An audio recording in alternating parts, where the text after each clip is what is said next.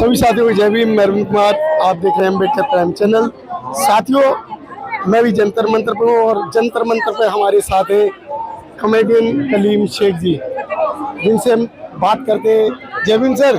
जय भीम सर, आप आज यहाँ जंतर मंतर पर आए हैं, तो क्या उद्देश्य लेके आए हैं? उद्देश्य जो है सब पूरे देश को पता है और पूरा देश दुखी है कि संविधान विरोधी इस प्रधानमंत्री ने हमारे संविधान रचयिता बाबा साहब भीमराव अंबेडकर जी का मूर्ति हटाया है, तो उसको उसी जगह पर पुनर्स्थापित की जाए, ये हम मांग लेकर के यहाँ पर खड़े हैं। जो मूर्ति और इस बात का भी ये है कि जब सत्ता में अनपढ़ बैठते हैं तब वो शिक्षा और परीक्षा दोनों बेचते हैं, ये इसने सिद्ध किया है। तो ये जो मूर्ति है, मूर्ति को हटाने पर आप लोग इतना विरोध कर रहे हैं? क्योंकि जब ये अम्बेडकर वादियों से लड़ नहीं पाते हैं तो उनकी प्रतिमाओं को तोड़ते हैं, और अब हम इन्हें तोड़ेंगे। और इन्हें सत्ता से जिस तरह से इन्होंने बाबा साहब की मूर्ति को वहाँ से हटाया है, इस नरेंद्र मोदी अहंकारी प्रधानमंत्री को हम उसकी सत्ता तो उठा के फेंकेंगे। सर, कैसे उठा के फेंक दोगे? हमारे वोटों से, हमारे अधिकारों से। हमसे बड़ा कोई प्राइम मिनिस्टर नहीं, ये अधिकार हमें बाबा साहब भीमराव अम्बेडकर ने दिया है, और इस वोटों के अधिकारों की वजह से ही हमें कोई प्रधानमंत्री नहीं बनाता है, हम प्रधानमंत्री बनाते हैं। और इस प्रधानमंत्री को हम अभी इसने सिर्फ संविधान को छूने की कोशिश करी तो 240 पर आके सिमट गए, और इन्होंने तो सिर्फ सीधा हमारे बाबा साहब की प्रतिमा पर अटैक किया है। अब इनका हम क्या हाल करेंगे ये सोच भी नहीं पाएंगे। सर, आप लोग जो है जिस प्रतिमा के विरोध में खड़े हैं, लेकिन अभी जो इलेक्शन हुआ, जो आदमी प्रतिमा से इतना डर रहा है, अगर साक्षात बाबा साहब होते तो इसका क्या हाल होता? भागने को जमीन कम पड़ती इसको, इन सबको कम पड़ती, इन जैसे सोच जो भी रखते हैं। जो भीमराव अम्बेडकर जब साक्षात थे तो उनसे नहीं लड़ पाए, तो उनकी मूर्तियों से इतना डर है, तो उनसे कितना डर होगा उस जमाने में, बस इमेजिन करके देख लो। कलीम जी, ये बताइए, अभी जनता ने कांग्रेस को महत्व दिया जो विपक्षी पार्टी है, समाजवादी पार्टी को उत्तर प्रदेश में महत्व दिया, लेकिन यही दोनों पार्टियां संसद में हैं, एमपी बने बैठे हैं, लेकिन ये लोग तो बोल नहीं रहे। आपकी कौन सुन रहा है? देखिए, पॉलिटिकल पार्टियां नहीं, हमारी कौन सुन रहा है? ये आप गलत बोल रहे हैं। आपको पत्रकारिता कौन सिखाया? कैसे कि मेरे को तो आप पत्रकार भी नहीं लग रहे हैं। ये देश मेरा है, इस देश का we are making a prime minister, we are making a country, nobody is making a, okay. तो प्राइम मिनिस्टर वहाँ उड़ के नहीं गया है, हम भेजते। और आप बोलते हमारी क्या पावर? हमारी तो वो पावर है कि हम जनता हमारी वोटों की शक्ति से इस नेता को शक्तिमान बनाते हैं, और जिस दिन हम अपनी वोटों की शक्ति खींच लेते हैं, उस नेता को गली का कुत्ता नहीं पूछता है। और आप पूछते हो हमारे पास क्या अधिकार है? आप इसलिए मैं आपको बोल रहा हूँ कि पत्रकारिता सीख के आइए।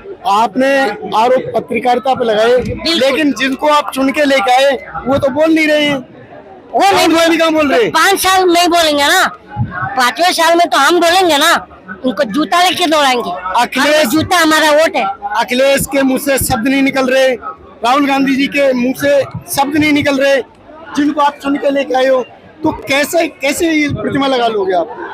देखिए मेरे भाई, चाहे मेरे बात सुनिए, जिन ने संविधान और लोकतंत्र को कमजोर करने की कोशिश करी है, आज वो कचरे के डब्बे में पड़े हैं। जरा इतिहास खंगालिए, तो ये भी जाएंगे कचरे के डब्बे में। कचरे के डिब्बे में जाएंगे। तो कैसे? ऐसे वोट से? हाँ, क्योंकि देखिए, ये जो संविधान का भी मिटा नहीं है, मैं वोट किया हूँ, तो ये काला टीका क्यों लगाते हैं हम?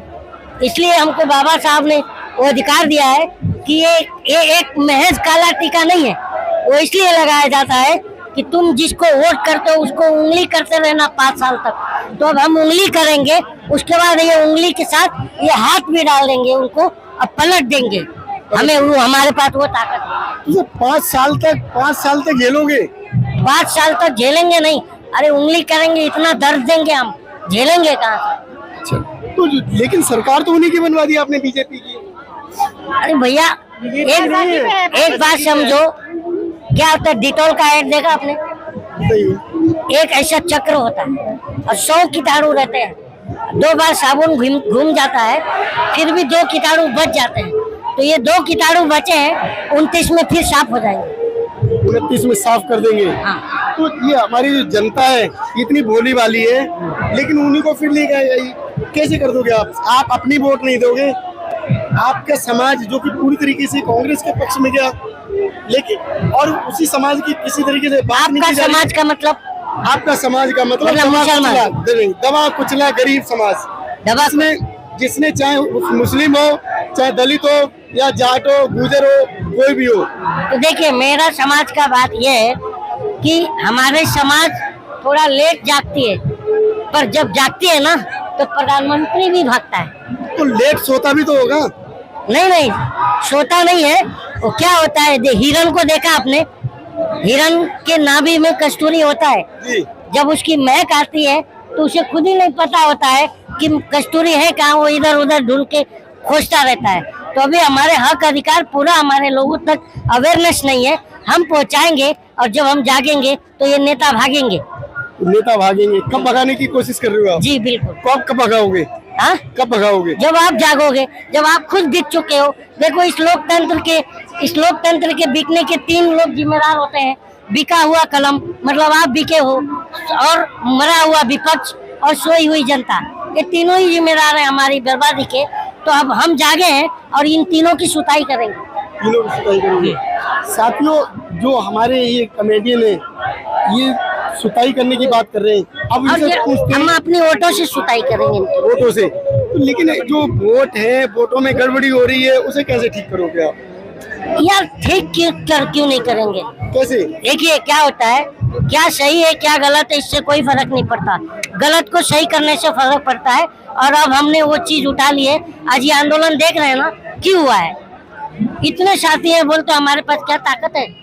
ये आंदोलन हमारे इसलिए पास जो हुआ है, ताकत- हाँ। ये आंदोलन इसलिए हुआ है, ये लोग स्वार्थी है, ये अपने स्वार्थ के लिए आए तो आप भी तो अपने स्वार्थ के लिए हमसे सवाल कर रहे हो कि आपका व्यूज बढ़ेगा, आपको $2 मिलेंगे, तो आप भी स्वार्थी हो। अच्छा, लेकिन यही लोग जो है हम नहीं स्वार्थी हैं। लगाने के लिए आए। हम स्वार्थी नहीं है। अगर हम यहाँ ना होते तो आपका पेट ना चलता। तो ये व्यूअरशिप लेने आप यहाँ आए हो। हम स्वार्थी नहीं है। हम अपने संविधान और अपने अधिकार और अपने लोकतंत्र के लिए हम जान भी देंगे। अगर इतने ही आप जागरूक होते तो ये मूर्ति हटाने कैसे अगर हम देते? जागरूक आपके नहीं बीच होते- में से ही लोग वहाँ पे थे। अरे वो दलाल है, हम तो नहीं है ना। दलाल है। वो दलाल है, हम तो नहीं है ना। हमारा जमीर जिंदा है। देखो, तरक्की के फसल हम भी काट लेते, थोड़े से तलवे जो नेताओं के चाट लेते, तो हमने तलवे चाटना नहीं आता है। और दलालों को इस बार सबक सिखाएंगे हम।